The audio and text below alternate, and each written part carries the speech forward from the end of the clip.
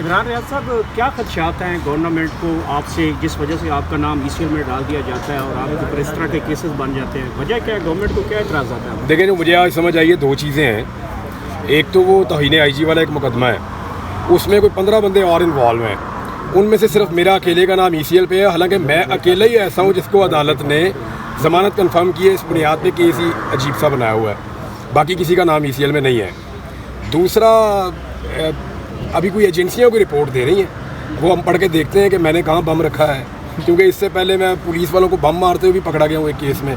मैंने को पुलिस वालों को पेट्रोल बम बना के मारे थे और कुछ इस तरह की चीज़ें भी मैंने की थी, और वो डंडे भी मैंने पुलिस वालों को मारे थे। मुझे पता चला एक माह पहले, मेरे ख्याल में 1-1.5 माह पहले मुझे पता चला, फिर मुझे उसमें भी इन्होंने काफ़ी दिन अंदर रखा। तो अब ये देखते हैं कि अब मेरे पे क्या डालते हैं। मैं रॉ का एजेंट हूँ, मैंने कोई बम रख दिया है, किसी जगह पे मैं दहशतगर्दी कर रहा हूँ, किसी चीज़ में इन्वॉल्व हूँ। एजेंसियों की जो रिपोर्टें हैं वो अदालत में भी जमा हो जाएंगी, हमें भी मिल जाएंगी, पता चल जाएगा हमने क्या किया। तौहीन IG भी है, IG साहब। हाँ, तौहीन IG है। देखिए, यहाँ सबकी तौहीन होती है, तौहीन के लिए नया कानून भी ला रहे हैं। अगर तौहीन नहीं होती ना तो पाकिस्तान की आवाम की नहीं होती। वो बेचारे वोट किसी और को डाल के आते हैं, डब्बे से किसी और की पर्ची निकल आती है। सिर्फ आवाम की तौहीन नहीं होती, यहाँ पे रोज़ाना की बुनियाद के ऊपर उनको रोला जाता है, उनको बेइज्जत किया जाता है, उनकी बात नहीं सुनी जाती, हर जगह पे बेचारे कतार में खड़े होते हैं। तो आम आदमी की जानवर जैसी बदतर इन्होंने पाकिस्तान में ज़िंदगी की हुई है।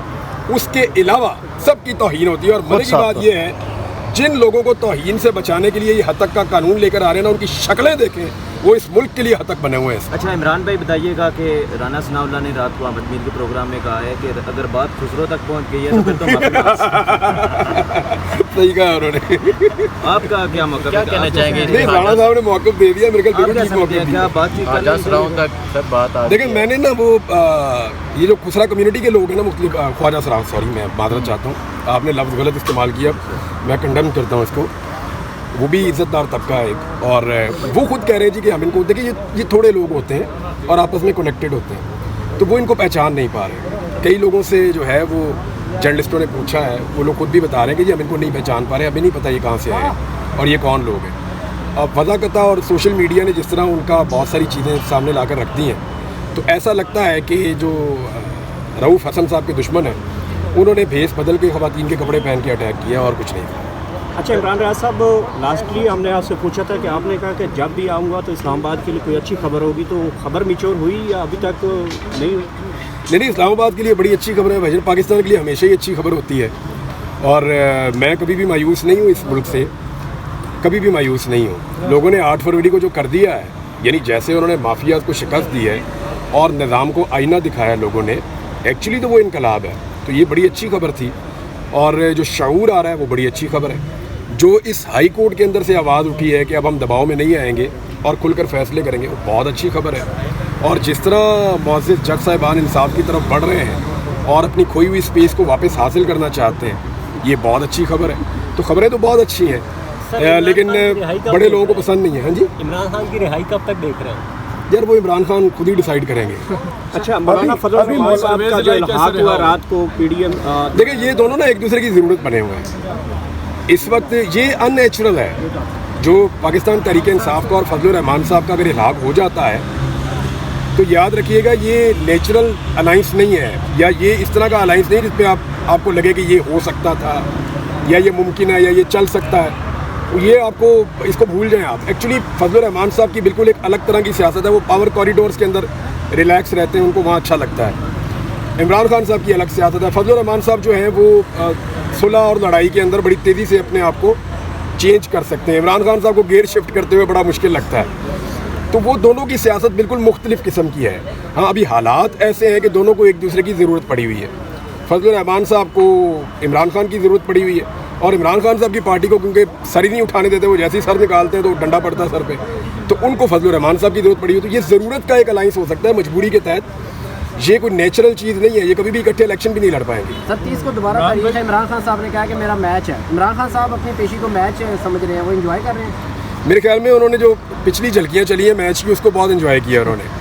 परवेज़ इलाही की रिहाई को कैसे देखते हैं? क्योंकि ऐसा लग रहा है कि शायद स्टैब्लिशमेंट को स्पेस देना चाह रही है, कोई कनेक्टिविटी बहाल हो, कोई रास्ते बहाल हो। 10 महीने बंद करके, पसलियाँ तोड़ के, बंदे का बेड़ा गर्क करके जाली केसों में, अब अगर वो छूट गए तो आप उसको डील कहते हैं, तो फिर आपको निज़ाम इंसाफ के ऊपर तो बहुत बड़ा एलिगेशन है आपका ये। अच्छा मुझे बताएं कि जज साहब ने जो अहमद फराद केस में जो रिमार्क्स दिए उसके बाद बहुत सी प्रेस कॉन्फ्रेंस की गई उन हवाले से, इस पर क्या कहना चाहेंगे आप? देखिए, गायब कर देना किसी को कोई मसले का हल नहीं है। मैंने काफ़ी आवाज़ उठाई है अहमद फरहाद के लिए, मेरी उनसे 1 या 2 मुलाकातें हैं और बड़ी गर्मजोशी के साथ वो मुझे मिले थे और हमने उनकी फैमिली से भी रब्ता किया है, हमारी नेक तमन्नाएं भी उनके साथ हैं। इमरान भाई, जो जज साहब ने रिमार्क्स जो जज साहब उसके बाद प्रेस कॉन्फ्रेंस की गई फैसल वाडा की तरफ से, बाकी कई लोगों की तरफ से, देखिए ये तौहीन अदालत का मामला वो अदालत को खुद देखना चाहिए। सीधी जो बात है, अदालत को उठाना चाहिए मामला। अगर अदालत की कोई भी तौहीन कर रहा है तो अदालत को ये मामला देखना चाहिए। उसका ताल्लुक किसी भी पॉलिटिकल पार्टी से है तो एक अलग बात है। देखिए वहाँ पे जज मौजूद है, उनका रुतबा ज़्यादा बड़ा है, वो निज़ाम के ऊपर एक चेक है, वो सवाल भी उठा सकते हैं, जवाब भी मांग सकते हैं। उन्होंने सवाल उठाए, जवाब मांगे। इमरान भाई ये बताइएगा, आपने कहा है कि इमरान खान बगैर डील के छोड़े, तो आपको लगता है इस वक्त भी मुल्क में रूल ऑफ लॉ है? और इमरान खान बगैर डील के कैसे मुल्क में रूल ऑफ लॉ नहीं है ना? जिन जजेस को खत मसूल कॉलें मसूल की जाती हैं वो कैसे रूल ऑफ लॉ का बोलबाला कर रहे हैं? देखिए, जब मुल्क में रूल ऑफ लॉ नहीं होता ना तो रूल ऑफ लॉ के लिए स्ट्रगल होती है, वो तो आपको नज़र आ रही है ना। तो जब रूल ऑफ लॉ नहीं होगा तो रूल ऑफ लॉ के लिए स्ट्रगल होगी और वो चल रही है। सर जी, जब भी क्या कहते हैं, कोई गवर्नमेंट पे कोई बात आती है तो हाँ जी, क्या चीज़? इमरान रियाज साहब, आपने एजेंसी की रिपोर्ट का जिक्र किया, तो क्या अब आप एजेंसी की रिपोर्ट पे यकीन रखते हैं? रिपोर्ट तो आने तो पता चले मेरे बारे में क्या क्या रहे हैं। इमरान भाई, मीडिया के हवाले से बंदिश और एक जो है वो कानून भी पेश किया जा रहा है जिसमें तौहीन अदालत का इख्तियार ख़त्म किया जा रहा है, क्या कहते हैं, क्या कैसे देखते हैं इस कानून को? और मीडिया की जो है एक दफ़ा फिर गला घोंटा जा रहा है। देखिए, मैं आपको एक चीज़ बताऊं, ये जो सॉल्यूशंस है ना, ये एडहॉक किस्म की चीज़ें हैं और ये कॉस्मेटिक्स हैं जो सामने आ रहे हैं। ये जिन लोगों से ये करवाया जा रहा है ना, एक पर्ची के ऊपर, ये जो पंजाब और वफाकी हुकूमत है, एक पर्ची के ऊपर कानून बनाने में जुट जाते हैं। ना इनकी ये काबिलियत है, ना इनकी ये अहलियत है, ना इनको इतनी समझ है। इनके बारे में सभी जानते हैं, सबको पता है कि इनकी काबिलियत क्या है। ये जो पर्चियों के ऊपर कवानीन बना रहे हैं ना ख्वाहिशात के मुताबिक, ये इनके गले का शिकंजा बन जाएंगे। देखिए, मैं आपके सामने खड़ा हूँ ना, ये तौहीन का हद तक का कानून अब आ रहा है ना, मैं पिछले 2 साल से इसके केसेस भुगत रहा हूँ बगैर कानून के ही। भाई, किसी को फिक्स करना होता है तो कानून के बगैर भी फिक्स कर देता है निज़ाम।